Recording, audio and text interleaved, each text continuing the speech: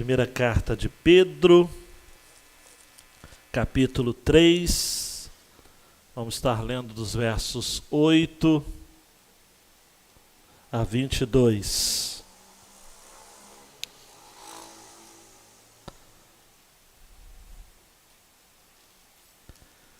Deus tem falado à igreja na carta de 1 Pedro, nas quintas-feiras, e Neemias, aos domingos. Importante relembrar a você de que essa carta foi escrita entre o ano 60 e 63 depois de Cristo, num período muito difícil na história do povo de Deus, quando uma mega, ultra power perseguição impetrada pelo Estado romano estava prestes a começar. Era imperador na época, um sujeito que você já deve ter conhecido aí na história geral, em filmes, seu período de formação, Nero, né, o louco Nero.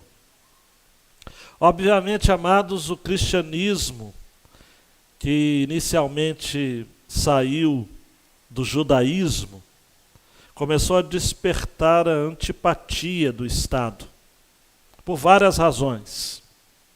O judaísmo era uma religião lícita, era uma religião que realmente fazia o jogo de Roma. Até mesmo porque pessoas já de uma classe mais alta, nobre, professava a fé judaica. O cristianismo não. O cristianismo começou nas classes populares, espalhou-se por várias províncias. Começou a incomodar o Estado mais por conta de que, ao invés de dizer Ave César, os cristãos insistiam em dizer Ave Christos. E não aceitava de maneira nenhuma a idolatria romana.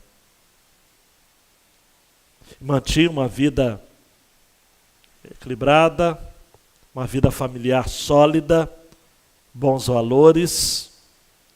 E eu já tenho dito aqui para você, toda vez que você viver de maneira correta, atenção, vai vir perseguição. E Pedro então resolve escrever a um grupo de igrejas, a um grupo de cidades, de crentes, eleitos, peregrinos, que estavam espalhados ou dispersos no Ponto, na Galácia, na Capadócia, na Ásia, na Bitínia, onde hoje é a Turquia, e curiosamente eram regiões que o apóstolo Paulo não tinha ainda se estabelecido.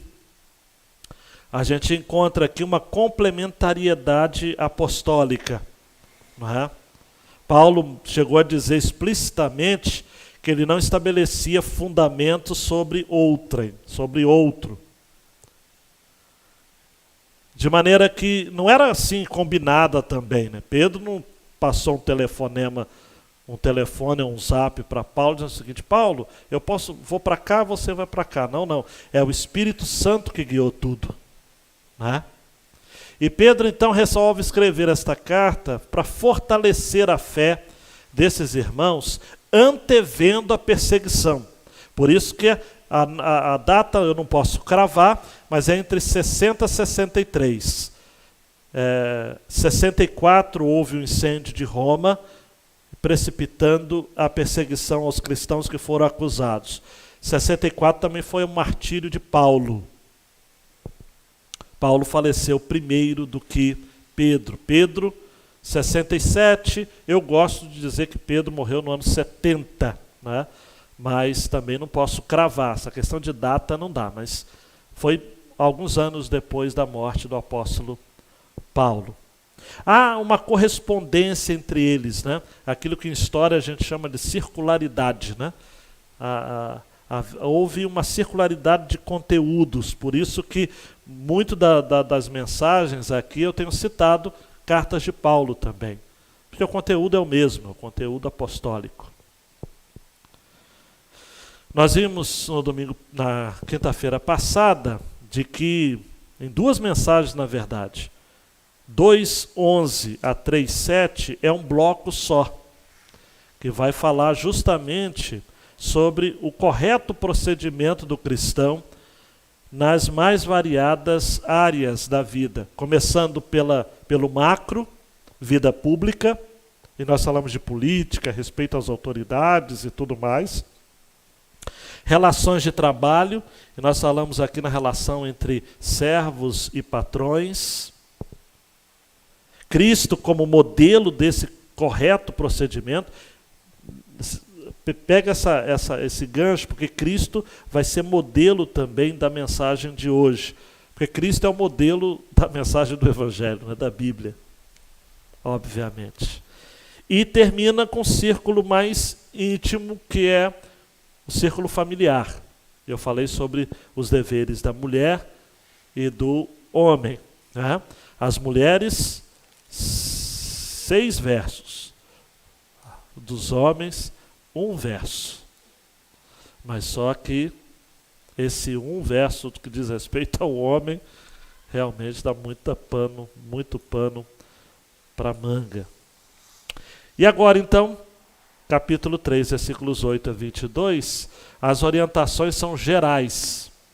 Então Pedro deixa de falar para grupos específicos e passa a falar para todos os grupos, para toda a igreja. Sendo que, um outro detalhe importante, em 3:8 há uma mudança de tema. Porque de 1:1 até 3:7, o tema da carta é santos no mundo. Santos no mundo. 3:8 até 5:14 é sofrendo por Jesus. Sofrendo por Jesus. Por isso que essa primeira mensagem tem esse tema, ou o título: sofrer faz bem ou sofrer por fazer o bem? E a imagem é essa mesma, alguém que está sendo algemado. Aí você está pensando, mas pastor, sofrimento por causa de Jesus sendo algemado? No Brasil, ainda, isso não é uma realidade. Mas no Irã, na China, na Coreia do Norte, já é uma realidade. E vai chegar aqui, sem sombra de dúvidas. Só você ler a palavra de Deus detidamente. Então, hoje começamos essa série sobre sofrimento, mas continue vindo nas quintas-feiras. Eu sei que você fala, pastor, vai ouvir de sofrimento em plena pandemia, mas não é sofrimento. Por isso é sofrer faz bem ou sofrer por fazer o bem. Tem diferença? Tem. Eu não estou fazendo aqui um elogio ao sofrimento. Eu não vou fazer aqui uma promoção do sofrimento. Venha sofrer também com a gente. Mas eu também não vou na direção de uma outra igreja evangélica aí, grande, que diz, pare de sofrer. Também está errado. Sofrimento faz parte. Mas sofrimento por fazer o bem. Não é? Então vamos ao texto? 3:8 a 22. Deixa eu só ligar o cronômetro aqui. Olhei para o Willo e lembrei. Quando ele está aqui eu esqueço, mas vamos orar também pelo Willo, né? Ele está aí com a coluna dando trabalho, né? Para que Deus esteja visitando a vida dele, curando plenamente. Finalmente, tende todos vós, é todo mundo mesmo, o mesmo modo de pensar. Mostrai compaixão e amor fraternal. Sede misericordiosos e humildes, não retribuindo mal com mal, nem ofensa com ofensa.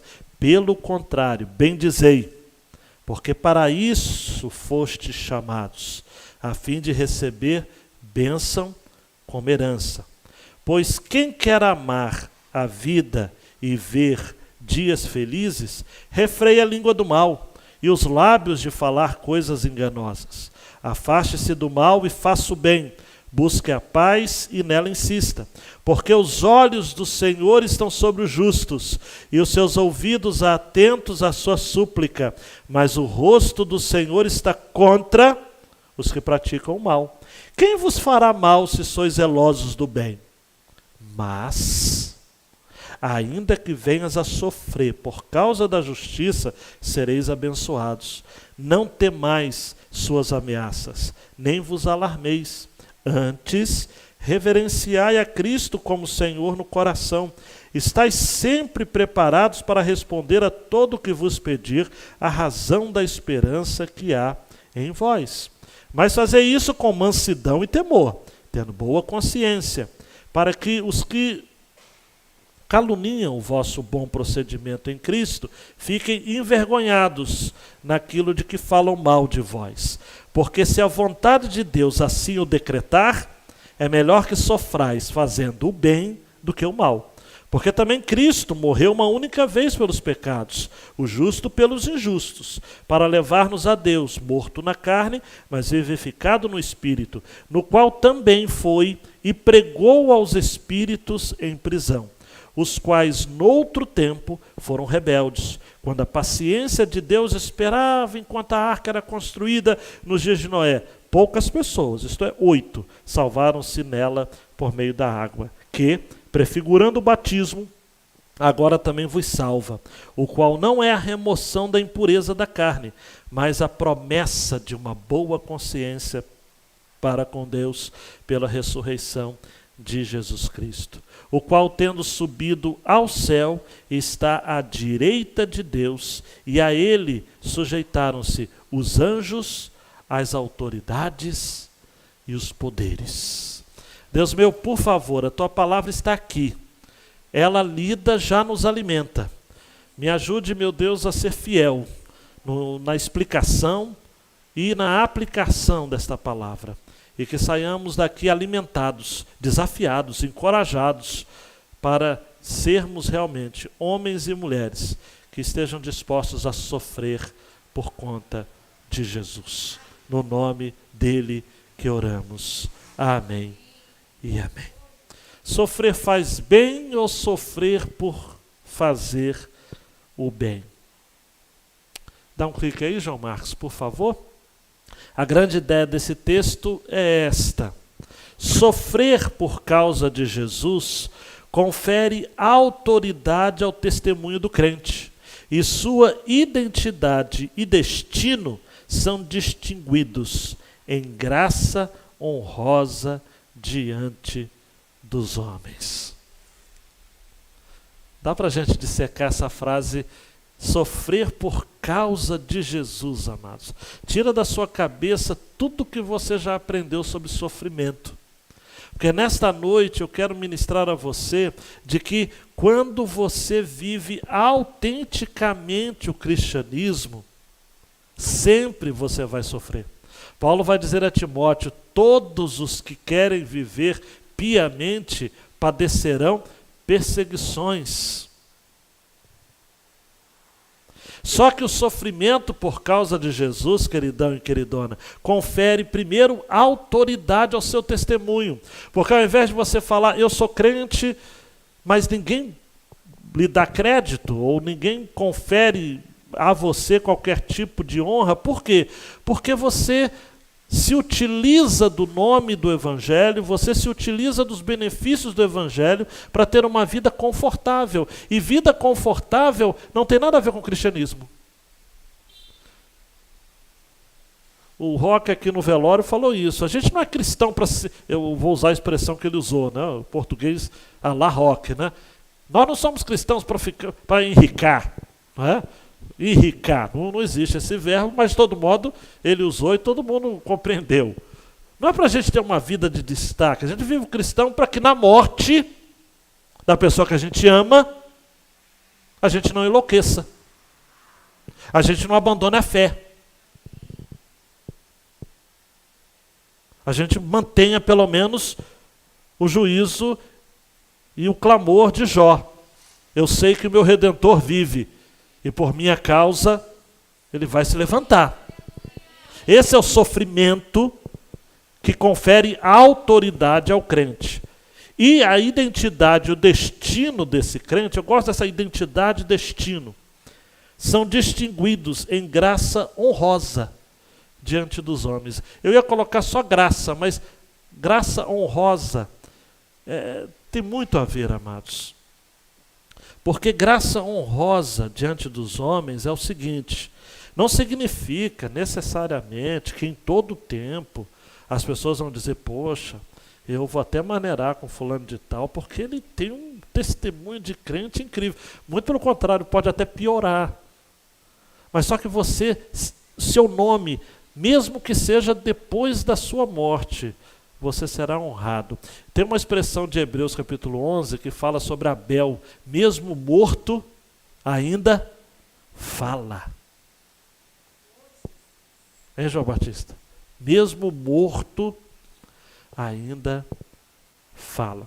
Por isso que eu quero dar 3 dicas nesta mensagem. E Deus vai nos ajudar para eu chegar até o fim e você pegar o seu ônibus abençoado, ir para sua casa. Quando eu falar no meio, o pessoal já vai embora, mas você vai abençoar. 3 dicas. Primeiro, fazer o bem faz bem. Fazer o bem faz bem. Versículos 8 a 14. Né, João? O segundo vai ser, fazer o bem pode lhe fazer mal. Tá? Tem hora que você vai fazer bem, pode lhe fazer mal. E o terceiro, fazer o bem gera boa consciência. Eu fiz questão de usar a expressão do texto, boa consciência. Tá, ok? E nós vamos chegar lá, se Deus assim nos permitir. Primeiro ponto, João, fazer o bem faz bem. No versículo 8, Pedro diz, finalmente, tende todos vós quem? Todos vós, homens, mulheres, patrões, empregados, todos vós, servos, todos vós, ricos, pobres, brancos, negros, todos vós, judeus, gentios, todos vós, tenham o mesmo modo de pensar, mostrai compaixão, amor fraternal, sede misericordiosos, humildes, não retribuindo mal com mal, nem ofensa com ofensa. Amados, no versículo 8, no original, não tem verbo, então são só substantivos que, como que chamando você, eu, a tomarmos algumas atitudes, né? Ou melhor, a termos determinadas virtudes, melhor. Termos determinadas virtudes. A palavra finalmente não significa que Pedro está concluindo a sua epístola, porque ainda tem mais. Esse finalmente significa o seguinte, olha, agora eu vou chegar ao clímax do meu argumento. Tá? Primeiro, vocês precisam ser compassivos. A palavra compaixão significa sofrer junto, né? Eu não quero ser chato no grego, né? Mas é sympates, né? Pateis vem de patos, paixão, sofrimento, dor, né? Patologia, né? Então é junto, sofrer junto. Sofram juntos uns com os outros. Por quê? Nós precisamos entender o seguinte, eram cristãos que iriam passar por severas perseguições.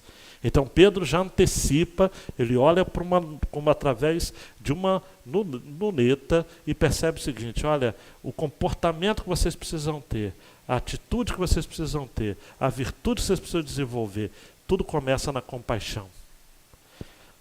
Sejam compassivos. Primeiro tem o mesmo modo de pensar, não é? Que engloba tudo isso. Tem que pensar junto. Ah, pastor, mas a igreja tem gente diferente, cada cabeça é uma sentença. Mas nós precisamos ter o mesmo modo de pensar. No que diz respeito a conteúdo, não. Mas no que diz respeito à finalidade, ao fim, ao propósito. Não é? Ó quão bom e quão suave é que os irmãos vivam em união. A gente precisa estar junto, amados. Não é? Na hora de voltar para o culto, vão voltar. Na hora de ficar no online, vão ficar. Na hora de sofrer junto, a gente sofre. Como foi bom, né? Eu sempre vou refletir sobre terça-feira, mas ver a igreja, o templo, né, lotado, pessoas acompanhando. Gente, nós precisamos, amados, estarmos juntos, sofrendo juntos. Mostrar compaixão, amor fraternal. No original, amor fraternal é uma palavrinha só, né, que significa amor entre irmãos, né, Filadelfos. Daí que veio a palavra Filadélfia, né? Filadelfos. Adelfos é irmão. Filéu é amor. Então, amor entre irmãos. Né? Eu já disse isso aqui, amados. Eu sou do tempo de que a gente chamava uns aos outros de irmãos. Irmão fulano de tal, irmã fulano de tal, e senhor e senhora. E a gente precisa manter esse senso de irmandade. Mas hoje é o cara, estamos juntos, tudo é nosso, e vamos que vamos. Há uma... pastor, mas não é a palavra que muda. Não é, mas nós somos irmãos, então a gente tem que respeitar uns aos outros. Somos irmãos. E precisamos nutrir o amor entre irmãos. Vou prosseguir, porque senão não vou até o final. Precisamos ser misericordiosos também. A palavrinha misericordioso, também não quero ser chato, não quero dar uma aula, mas é muito interessante, que a palavra misericórdia... No latim, não vou nem no grego, é miséria, córdia, já vem do grego, cardia, é você ter o seu coração na miséria do outro. Isso é misericórdia. É você colocar o seu coração na miséria do outro. Só aí já dá uma mensagem, não dá? Meu coração na miséria. Eu estou vendo ali e falo, gente, não tem como. Né? Não tem como. A gente precisa se importar. E humildes, né? Humildade, amados, aqui diz respeito, sobretudo, a sermos irmãos, né? A sermos amigos uns dos outros, né? A humildade aqui tem a ver com amabilidade, né? Já que eu sou irmão, eu nutro amor, já que eu estou com o meu coração na miséria, é aquela poesia, não sei se é do Jorge Herder, acredito que seja, ame o seu próximo como se fosse você, como se a dor que ele sente fosse a que sente você. Eu penso que é por aí, a gente precisa desse tipo de sentimento. Não retribuindo mal com mal, obviamente, nem ofensa com ofensa. É aquilo que Paulo vai dizer em Romanos 12:10, né? Amai-vos cordialmente uns aos outros. Cordialmente, cardia, né? Com coração, né? Com amor fraternal, preferindo-vos em honra uns aos outros. Né? Eu prefiro honrar o Marcos. Não é questão de só, na minha frente, por favor, eu estou na fila do almoço, por favor, serva o seu prato primeiro. Só tem uma carne. Ele vai dar a carne para mim primeiro, sem dúvida nenhuma. Né? Ele vai me preferir, né, em honra. Não é isso, Marcos? Amém? Amém. Então já deu para você ver como que, no que diz respeito à carne, a honra vai embora, né? Mas é por aí. Preferindo-vos em honra uns aos outros. Amados, nós precisamos ser mais gente. A gente brinca e tudo, mas a gente precisa desenvolver esse valor humano. Paulo, o autor aos Hebreus vai dizer, né, 13:1, permaneça o amor fraternal. Essa coisa do amor, a palavra de Deus diz, né, por aumentar a iniquidade, por multiplicar a iniquidade, o amor de muitos esfriará. Eu não quero ser chato, escatológico, mas eu acredito que a gente está vivendo perto disso daí, amados. Né? O amor frio a gente vê, amados. Coisa terrível. Você lê algumas notícias aí, amados, do telejornal, eu fico assim, falo, meu Deus, não é possível. Não é? Uma adolescente que... o cachorro sobe no sofá, o marido de 18 anos, ela 16 anos... e ele 18, né? Você já dá para ver. E ele vai e espanca o cachorro, era um pitbull. Ela vai e entra na frente. apanha junto com o cachorro e o camarada ainda morde nela. Então, quem era o cachorro? Né? A gente ri para não chorar, né? Eu não sei, eu vejo assim algumas coisas acontecendo, algumas notícias, amados. Eu fico assim, dizendo, meu Deus do céu, não é possível isso. Onde está o amor, gente? Onde está o amor? A essência do cristianismo, amados, é o amor. A essência do cristianismo é o amor. Versículo 9, Pedro vai dizer, pelo contrário, bendizei, porque para isso foste chamados, a fim de receber bênção como herança. Eu gosto dessa expressão aqui, ó, para isso foste chamados, é a mesma expressão que está no capítulo 2, versículo 21. Para isto fostes chamados. Nós temos um chamado, amados.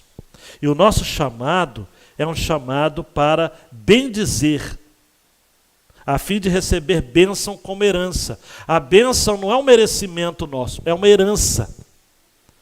É algo que nos é dado. Eu tenho para mim que quando Pedro pensou aqui, ele pensou no Sermão do Monte, né? Quando Jesus disse assim, ouvistes o que foi dito, Mateus 5,43, amarás o teu próximo e odiarás o teu inimigo. Eu, porém, vos digo, amai a vossos inimigos, bendizei os que vos maldizem, fazei bem aos que vos odeiam, e orai pelos que vos maltratam e vos perseguem, para que sejais filhos do vosso Pai que está nos céus, porque faz que o seu sol se levante sobre maus e bons, e a chuva desça sobre justos e injustos. Mas Jesus disse mais, pois se amardes os que vos amam, que galardão tereis? Não faz os publicanos também o mesmo? Se saudardes unicamente os vossos irmãos, que fazeis demais? Não faz os publicanos também assim? Sede vós, pois, perfeitos, como é perfeito o vosso Pai que está nos céus. Por isso, amados, a vara de comparação do cristianismo está mais alta. Está mais alta. Porque amar os amigos, minha gente, qualquer ímpio ama. Jesus fala o seguinte, olha, não. Ouviste o que foi dito? Amarás o teu próximo, odiarás o teu inimigo? Não. Esqueça. Amai a vossos inimigos e bendizei aqueles que vos fazem mal.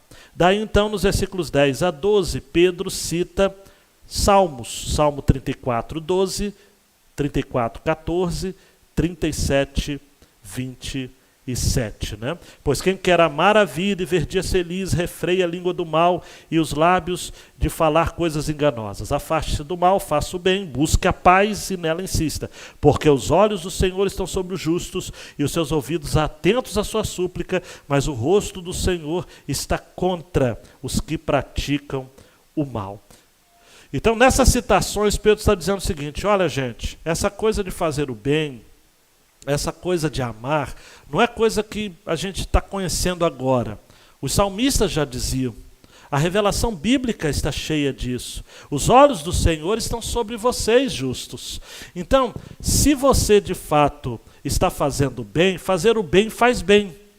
E vocês vão ser contemplados. Por quem? Pelo Senhor. Porque o Senhor, Ele está olhando para vocês e os seus ouvidos estão atentos à súplica de vocês. Agora, o rosto dele está para aqueles que praticam o mal. E aí Pedro lança o seu argumento, que é um argumento que vai fazer você se mexer na cadeira aí. Mesmo sendo zelosos em fazer o bem, podemos sofrer. Porque olha só a pergunta do versículo 13. Quem vos fará mal se sois zelosos do bem? Aí o 14. Mas, ainda que venhais a sofrer por causa da justiça, e aqui Pedro lembrou das bem-aventuranças que ele ouviu de primeira mão, né? Bem-aventurados que são perseguidos por causa da justiça, sereis abençoados. Então não temais as suas ameaças, nem vos alarmeis. O que Pedro está dizendo é que devemos amar o bem com a mesma paixão com a qual o fanático patriota ama o seu próprio País, se vocês são zelosos do bem, quem vos fará mal? Mas ainda que venhais a sofrer, não temas.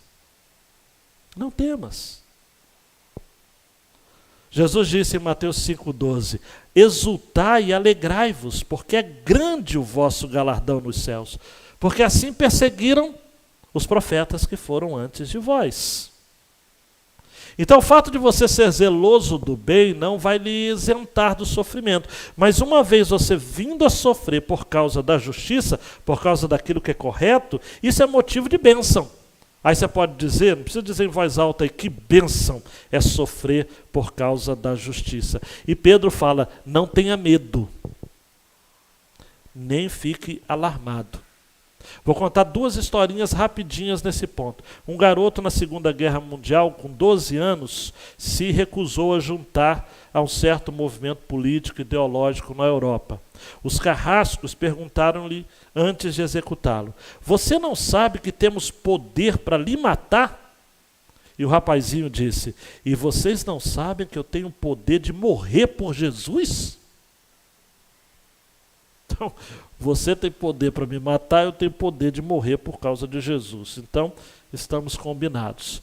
Policarpo, amados, bispo de Esmirna, quando o procônsul romano disse o seguinte: eu vou lhe soltar se você negar sua fé e blasfemar contra Cristo. Policarpo disse: há 86 anos tenho servido a Cristo e ele jamais me desamparou. Como posso agora blasfemar contra o meu rei e Salvador? Não dá. Pedro já estava preparando, amados, aqui o terreno para dizer o seguinte: olha, quando acontecer da perseguição chegar, não temam as ameaças, nem fiquem alarmados. Não fica desesperado, achando, meu Deus, o que agora, o que eu vou fazer? Não, prossiga a vida. Prossiga a vida por quê, João Marcos? Porque fazer o bem pode lhe fazer mal. Isso é fato, versículos 15 a 17. Logo antes, reverenciai a Cristo como Senhor no coração. Reverenciar aqui significa santificar. Estais sempre preparados para responder a todo o que vos pedir a razão da esperança que há em vós, mas fazei isso com mansidão e temor, tendo boa consciência, para que os que o caluniam vosso bom procedimento em Cristo fiquem envergonhados naquilo que falam mal de vocês. Esse verso, amados, o contexto dele é um contexto de perseguição e de sofrimento. A palavrinha aqui no verbo responder a todo que vos pedir a razão da esperança, o verbo responder aqui é o mesmo verbo da raiz apologia, defesa. Pedro está dizendo o seguinte: olha, chegará um tempo em que vocês serão indagados, vocês serão coagidos a responder, intimados para responder a respeito da razão da esperança que vocês têm. E Pedro começou a carta no capítulo 1, versículo 3, falando de viva esperança. Nós somos regenerados por uma viva esperança. E a nossa viva esperança vai incomodar. E as pessoas vão perguntar. E você precisa responder.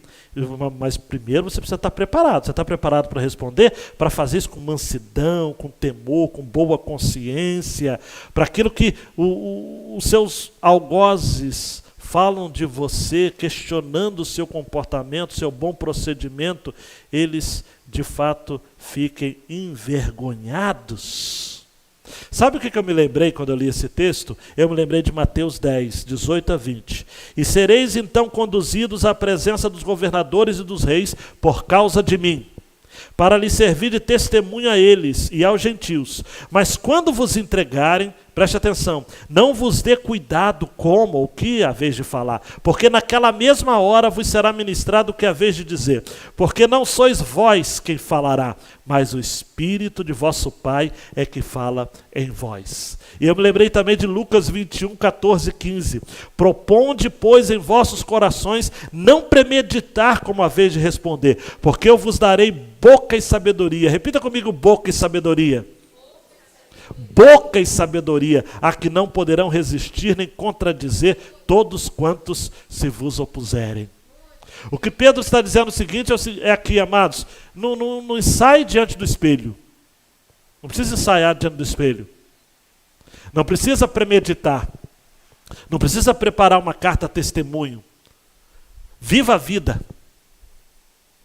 Viva o dia a dia. Porque quando você for indagado, ou quando indagado a respeito da razão da esperança, não é indagado de uma maneira que eu estou caminhando pela rua e de repente meu amigo Zezinho chega e pergunta qual é a razão da esperança. Não, não. É uma autoridade do Estado, ou uma milícia, ou os traficantes, ou qualquer outro tipo de gente, com uma arma em punho, vai dizer o seguinte: qual é a razão da esperança que há em você? E você precisa estar preparado. Agora, você não precisa estar premeditado. Você não precisa estar armado também. Ou melhor, precisa. Você precisa estar armado com mansidão e com temor.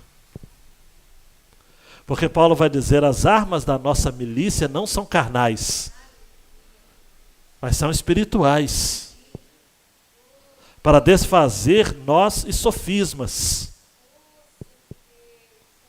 Não adianta, amados, vai chegar um tempo, já é esse o tempo. Nós temos que fazer tudo com mansidão. A palavra mansidão no original significa domesticado. É a mesma palavra que era usada para amansar cavalo bravo. Eu não quero lhe ofender, tá, meu irmão e minha irmã? Mas a mesma palavrinha para amansar cavalo bravo, selvagem, é a palavra para amansar você, eu também. É amansado, domesticado. E temor. Ah, amados. Tendo boa consciência. Eu gosto muito dessa palavrinha boa consciência e eu vou voltar a falar nela. Boa consciência é saber diferenciar entre o que é bom e entre o que é mal. Boa consciência. Paulo disse, por isso procuro sempre ter uma consciência sem ofensa, tanto para com Deus como para os homens. Atos 24, 16. E agora vem um argumento. Versículo 17. Porque se a vontade de Deus assim o decretar, não adianta, amados. O decreto do Fernando Jordão pega, mas esse decreto aqui pega mais. Não tem o Fernando Jordão, não tem o... não é o Witzel, não tem o Cláudio, não tem Bolsonaro, não tem Trump, não tem nada.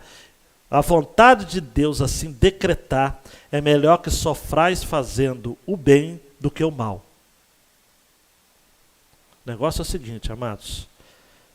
É melhor. E a palavrinha melhor aqui no original significa o seguinte, é mais útil, é mais excelente, é mais vantajoso, é mais aproveitável sofrer. Não é que é mais gostoso, que é melhor. Melhor que dá a ideia de que é melhor, mais aprazível, não. É que é adequado, é aproveitável, é excelente. Sofrer fazendo o bem do que o mal. Depois, amados, Pedro vai dizer no capítulo 4, versículo 19, nós vimos na escola dominical domingo passado, portanto também os que padecem segundo a vontade de Deus, encomendem as suas almas como ao fiel Criador. Essa é a ideia de que quando você está padecendo, sofrendo segundo a vontade de Deus, entrega o Espírito. Não é para pedir para morrer não, tá ok? Não é entregar o Espírito. Deus me leva. Não, é entregar. Entregar. É fazer como Jesus, amados, fez no Getsêmani, Mateus 26, 39. Meu Pai, se é possível, passa de mim este cálice. Todavia não seja como eu quero, mas como tu queres. E o versículo 42. Pela segunda vez Jesus orou. E aí já mudou um pouco da sua oração. Um dia eu ouvi, só abrir um parênteses, a Gláucia deve lembrar dele, embora a Gláucia era novinha também, completou 60 anos de ministério. Pastor Irlande Pereira de Azevedo. E um dia eu ouvi o pastor Irlande pregando nesse texto, e o pastor Irlande foi corajoso demais, né? Porque quando ele chegou no versículo 39, ele falou, até Jesus orou errado, né? Porque Jesus orou o seguinte, se possível, passe de mim esse cálice. No 42, Jesus mudou um pouco da sua oração. Eu não diria que ele orou errado, mas é claro também que o pastor Irlande disse no outro sentido. Ele disse assim, Pai meu, se este cálice não pode passar de mim, sem eu beber, faça-se a sua vontade. Laci, Jesus está dizendo o seguinte: já que não tem como mesmo, que a sua vontade seja feita. Porque se a vontade de Deus assim o decretar, é melhor que sofrais fazendo o bem do que o mal. E o último ponto, João Marcos: fazer o bem gera boa consciência. Isto é, fazer o bem faz com que você tenha essa boa consciência, que é a palavra que está no texto, daqui a pouco eu vou ler, que é essa capacidade de discernir bem e o mal. Essa coisa que os puritanos diziam: consciência é Deus dentro de nós. Tá?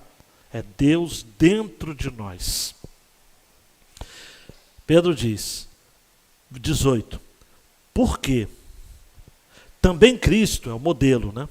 Morreu uma única vez pelos pecados. Aí tem dois contrastes muito bons, né? O justo pelos injustos, para levar-nos a Deus. Aí vem o segundo contraste: morto na carne, mas vivificado pelo Espírito. Legal. Aí vem o 19, que é o misterioso verso 19. Que se você veio aqui no culto presencial, ou está acompanhando pela internet, para que todas as suas dúvidas do versículo 19 sejam esclarecidas, eu quero lhe dizer o seguinte: se em milênios de discussão, centenas de milhares de teólogos divergiram a respeito desse texto, não vai ser esse cidadão aqui que vai fechar a questão. Mas, contudo, todavia, entretanto, eu tenho para mim de que esse texto não é tão complicado assim. Mas vamos lá. No qual também foi e pregou aos espíritos em prisão, os quais noutro tempo foram rebeldes quando a paciência de Deus esperava enquanto a arca era construída nos dias de Noé. Poucas pessoas, isto é 8, salvaram-se nela por meio da água, que prefigurando o batismo agora também vos salva, o qual não é a remoção da impureza da carne, mas a promessa de uma boa consciência para com Deus pela ressurreição de Jesus Cristo, o qual tendo subido ao céu está à direita de Deus, e a ele sujeitaram-se os anjos, as autoridades e os poderes. Para ajudar, eu quero lançar várias perguntas que o R.C. Sproul salientou. E olha que ele faleceu o ano passado, eu acredito que ele faleceu sem fechar a questão. Mas ele faz perguntas do tipo: que espírito está em foco aqui? No versículo 18, vivificado pelo Espírito. Algumas versões colocam Espírito com E maiúsculo. Espírito de Deus, em Jesus. Outros colocam Espírito com E minúsculo, que Jesus, em Espírito, esteve pregando aos antediluvianos, né? aos contemporâneos de Noé. Ele pregou em Espírito. Uma pergunta: quem são esses espíritos em prisão? Jesus foi ao inferno. Eu já ouvi algumas pregações, sobretudo de linha pentecostal, que eu vou te falar uma coisa, é bonito de ver. Não é verdade, mas é bonito de ver. Diz que Jesus, quando estava na cruz, ele morreu, e quando morreu ele foi para o inferno, e disse para Satanás, botou o dedo na cara de Satanás, falou o seguinte: eu vou pregar agora aqui no inferno, e vou pregar e vou dizer que eu venci o mundo, venci todo mundo, esses espíritos em prisão aqui, não vou dar segunda chance, coisíssima nenhuma, vocês estão no inferno, vou ficar no inferno. Meu Deus do céu. Depois ele volta do Hades e aquela história toda. Meu Deus, hein? A gente fica até arrepiado, mas não há. Na Bíblia, amados, não está dizendo que Jesus foi ao inferno. Tá? Isso é do credo apostólico e mesmo assim é uma adição. Eu não vou entrar nesse detalhe. Aqui fala apenas que Jesus em Espírito, se é o Espírito com E maiúsculo, é pelo Espírito Santo. Se é o Espírito com E minúsculo, estava em Espírito e esteve pregando no tempo de Noé, aos espíritos que estavam em prisão. Aí vem a outra pergunta: o que essa prisão indica e onde fica? É uma prisão espiritual? Por exemplo, Isaías vai estar dizendo, amados, que o Espírito do Senhor, capítulo 61, veio para proclamar liberdade aos cativos. Então, espíritos em prisão pode ser uma alusão a pessoas que estavam sem Deus. Antes de Deus, antes de conhecer a Jesus, nós estávamos em prisão. Verdade ou não é? A gente até queria fazer o bem, acertar, mas a gente estava preso, porque o pecado faz isso, o pecado nos encarcera. Então, espíritos em prisão pode ser aqueles que não conheciam a Deus. Tá. E quando essa pregação aconteceu? Jesus pregou lá no tempo de Noé? Por que essa pregação foi necessária? Cada uma dessas perguntas tem respostas diferentes e tudo mais. Um resumão aqui, amados, por favor, tá ok? Não preciso delongar nisso. Posição católica romana. Cristo desceu ao limbus patrum. O limbo, né? Aquele lugar que fica no purgatório, onde os santos mortos habitavam. Cristo foi lá, proclamou sua vitória e levou as criancinhas que estavam no limbo ao céu, né? Só as criancinhas batizadas, porque criança que não é batizada morre pagão. Quem foi católico aqui lembra disso. A posição luterana. Cristo desceu ao inferno para proclamar sua vitória sobre Satanás e pronunciar sua sentença sobre ele. Mas só que, tá. Posição arminiana. Cristo foi dar uma segunda oportunidade àqueles que estavam no inferno. Porque arminiano já viu, né? Tem que aceitar, porque senão não dá, livre-arbítrio. Então, até no inferno, o arminiano quer ter livre-arbítrio. Se já não tem na terra, né, imagina no inferno. Mas vamos deixar os irmãos arminianos, são nossos irmãos, alguns deles vão para o céu com a gente. Anglicana. Jesus desceu uma parte do Hades chamada Paraíso, e lá declarou aos justos uma exposição mais detalhada da verdade.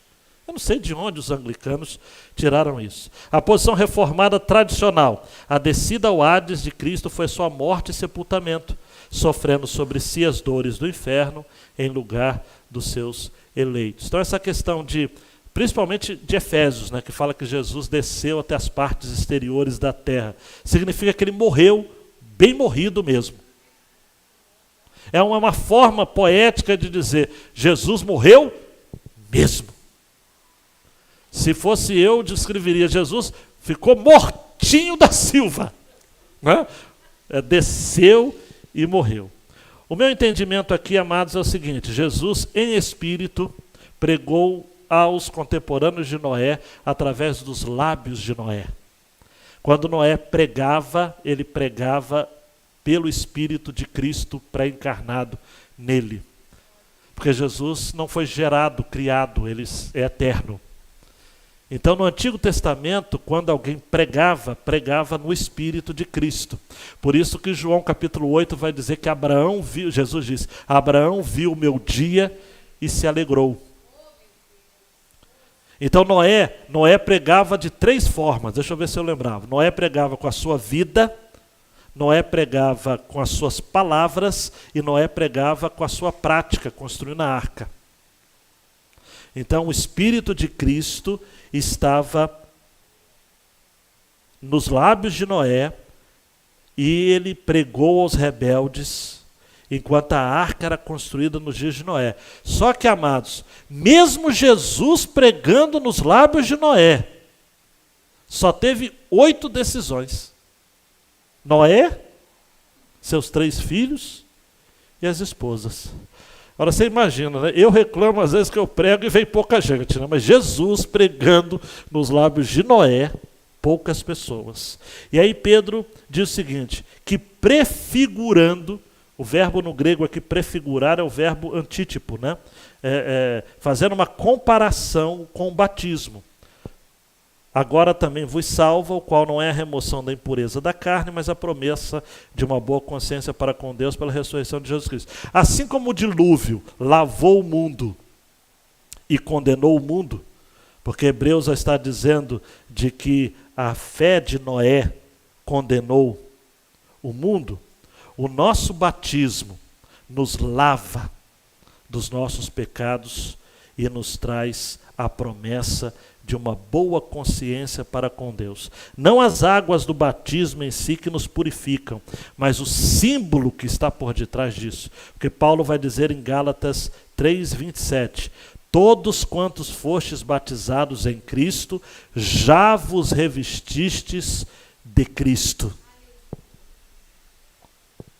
Colossenses 2,12 diz, sepultados com ele no batismo, nele também ressuscitaste pela fé no poder de Deus, que o ressuscitou dentre os mortos. Então o batismo, amados, não salva, mas o batismo testemunha uma purificação que ocorreu no coração do salvo.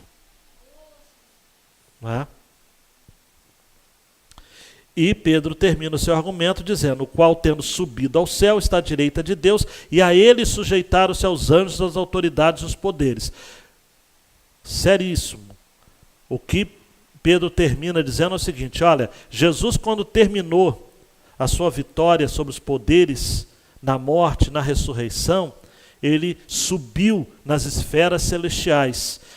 E hoje ele governa o universo, está entronizado como regente do universo. Ele está à destra de Deus. E aí eu tenho que ler Colossenses 2,15, despojando os principados e potestades, os expôs publicamente, deles triunfou em si mesmo. E Apocalipse 11,15, e o sétimo anjo tocou a sua trombeta, e houve no céu grandes vozes que diziam, os reinos do mundo vieram a ser de nosso Senhor e do céu Cristo, e ele reinará para todo o sempre.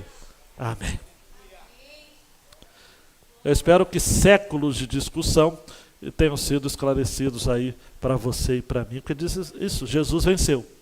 Venceu a morte, venceu os principados, venceu os potestados, e o seu espírito estava nos lábios de Noé e serviu para a salvação de sua família e condenação de todo mundo. Assim como o Espírito de Cristo também está nos lábios de quem prega fielmente a palavra, e a palavra que é pregada com fidelidade do Evangelho serve para condenar os ímpios e para salvar os eleitos. E é assim. Amém? 5 minutinhos para a gente terminar, né, as aplicações. Vamos lá. Primeiro, se como crentes não expressamos o amor de Deus em nossos atos e atitudes, eu pergunto, podemos nos considerar cristãos? O amor é a identidade do cristão. Se você não ama, você pode ser chamado de cristão? Eu acredito que não. Paulo disse em Romanos 12,9, o amor seja não fingido. Não adianta falar que ama, tem que agir.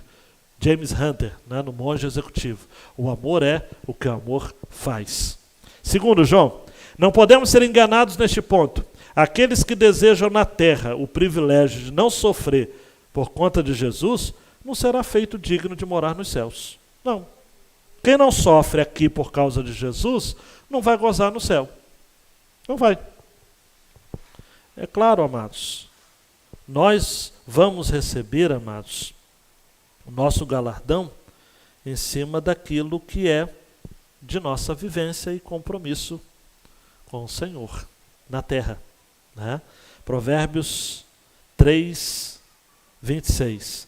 Porque o Senhor será a tua esperança, guardará os teus pés de serem capturados. Agora o versículo 27, você segura aí. Não deixes de fazer bem a quem o merece, estando em tuas mãos a capacidade de fazê-lo. Tá? Se você pode fazer o bem, faça. Terceiro, João, nossa apologia, defesa da fé, não pode ser raivosa, muito menos preconceituosa. Temos de ser mansos de coração. Lembre-se de quem Jesus é e peça a Deus para seguir esse exemplo de humildade. Jesus disse, e aprendei de mim que sou manso e humilde de coração. Responda com exatidão, responda com coragem, responda com convicção, a razão da esperança, mas faça isso com humildade, com mansidão, com temor. Faça isso, poxa vida, de modo tranquilo, né? Não faz isso raivosa, vai para o inferno então. Tem cristão, amados, que está muito irritadinho. Quer dizer, o mundo está muito irritado, né, gente? Dá medo, viu? Hoje está medo, eu piso no pé dos outros, as pessoas pisam no meu pé, eu peço desculpa. Porque a gente não sabe, cara. Desculpa aí porque você pisou no meu pé. E se você espirrar, saúde. A gente já tem que ficar com medo. Outra, João. Jesus, em seu custo para o nosso discipulado, nos deixou claro: temos de perder para ganhar, subir para descer. Somos chamados a servir, não a sermos servidos. Somos a ralé do mundo. Aí eu sei que você não vai repetir comigo, né? Somos a ralé do mundo, né? Porque você aprende na televisão, nesses televangelistas aí, de que nós somos cauda, nós somos cauda não, nós somos cabeça, não somos cauda, que nós somos bambam, mas a Bíblia fala que você é ralé. Ralé. Que é uma outra palavra, gentalha, gentalha, gentalha, você, eu. Não é? Paulo diz em 1 Coríntios 4, a partir do 11: até esta presente hora sofremos fome e sede, estamos nus, recebemos bofetadas, não temos pousada certa, nos afadigamos, trabalhando com as nossas próprias mãos, somos injuriados e bendizemos, somos perseguidos e sofremos, somos blasfemados e rogamos. Até o presente temos chegado a ser como o lixo deste mundo e como a escória de todos. Está aqui. Está aqui. Última, João. Nós temos um longo caminho pela frente. O nosso clamor não deve ser por uma vacina para o Covid apenas, mas também, sobretudo, por sermos chamados a morrer por conta de Jesus. Nós temos que estar preparados para morrer, amados, com Covid ou de Covid, ou de qualquer outra morte. A morte, amados, está presente. A gente fala: meu Deus, eu tenho medo de morrer de Covid. Você vai morrer de algum jeito, cara. Você tem que estar preparado. E você tem que entender que todos nós somos chamados a morrer por conta de Jesus. E nós precisamos morrer a morte de fato que nos identifica com o Senhor Jesus. Amados, no livro de Atos tem uma expressão muito linda, Atos 5:41. Retiraram-se, pois, da presença do conselho, regozijando-se de terem sido julgados dignos de sofrer ou de padecer afronta pelo nome de Jesus. Amém? Dando um clique aí. Sofrer por causa de Jesus confere autoridade ao testemunho do crente, e sua identidade e destino são distinguidos em graça honrosa diante dos homens. Eu quero terminar, amados, fazendo um depoimento aqui, dando a vocês um depoimento. Eu sei que talvez seria melhor uma outra pessoa fazer esse depoimento. Mas se eu, como pastor, não ensinar a vocês, porque até mesmo eu não vou ficar aqui por toda a vida, vai vir outro pastor, eu quero que vocês também fiquem atentos a estes cuidados que a gente precisa ter em relação ao pastor. Eu li um artigo do meu amigo não, mas é uma pessoa que eu tenho acompanhado, seguido, Pedro Dulce, muito interessante, chamado "O seu pastor pode estar precisando de você". Eu não estou chamando para mim não, amados, mas é bom a gente ficar atento.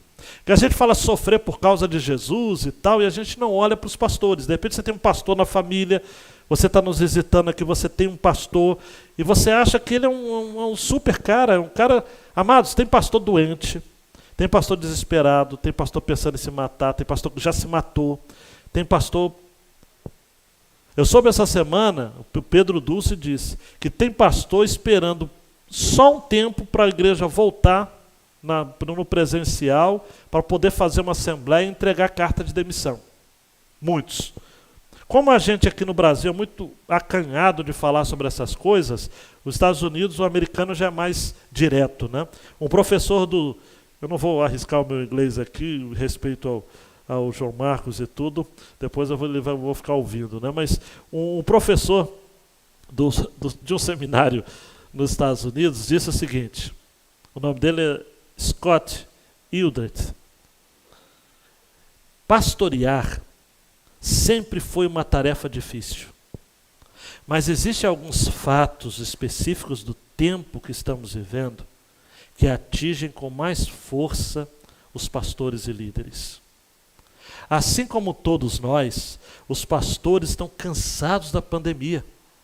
Está sendo desestimulante pastorear membros das igrejas com visões tão antagônicas sobre o que está ocorrendo.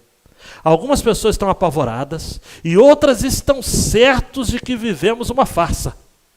Além disso, a perda de membros, a baixa frequência nas atividades online tem desanimado os pastores. Na verdade, eles nem sabem se suas igrejas vão ser capazes de se sustentar após a pandemia. O cansaço e a preocupação dos membros faz com que suas críticas sejam mais frequentes aos pastores e às decisões impopulares na condução da igreja. Somado a isso, ainda existe o fato de que o trabalho dos pastores aumentou consideravelmente, ao ter que tornar remotos os trabalhos que eram presenciais. Por fim, não adianta orar apenas pela vacina ou por um novo ministro da saúde. Finalmente esse foi efetivado agora essa semana, né? Talvez a imunização da população não venha mais rápido do que a carta pastoral com o pedido de demissão. Então eu quero terminar, eu resolvi colocar isso daqui para dizer, olha, nós estamos todo mundo no barco. E nem quero ficar desabafando muito, está difícil, amados. Não é? Manda mensagem, a pessoa não responde, lê, mas não responde, parabeniza pelo aniversário, a pessoa não responde, vem no culto, já não fala com você quando vem. Vamos ter assembleia. Mais de uma dezena de membros pediram para sair. Os que pediram. Tem outros que já saíram sem pedir. Aí se você... Teve uma pessoa que reclamou, pastor, mas também o senhor manda muita coisa para a gente. Aí já tem outro que fala, poxa pastor, também o senhor esqueceu da gente. Se prega muito, está pregando muito. Se prega pouco, se liga muito, está ligando muito. Se liga nada, não está. Está difícil. Mas eu não estou com carta não, tá gente? Isso daqui é só um modo para a gente ilustrar. Minha carta não está pronta ainda. Né? Ainda. Abaixa a cabeça, vamos orar. Deus, obrigado por esta mensagem que o Senhor nos deu, um chamado para mantermos-nos fiéis ao Senhor, porque está difícil para todo mundo. Eu terminei a mensagem deixando claro isso. Está difícil para todo mundo. Mas a tua palavra diz, no mundo tereis aflições, mas tende bom ânimo, eu venci o mundo. Que o Senhor nos ajude, meu Deus, a prosseguirmos e sofrendo. Porque sofrer não faz bem, mas sofrer por fazer o bem é uma bênção. No nome de Jesus. Amém e amém. Deus abençoe ricamente, uma oração silenciosa. Estamos cerrados assim o culto desta noite. Que o Senhor te guarde, que o Senhor te proteja, leve em casa em paz.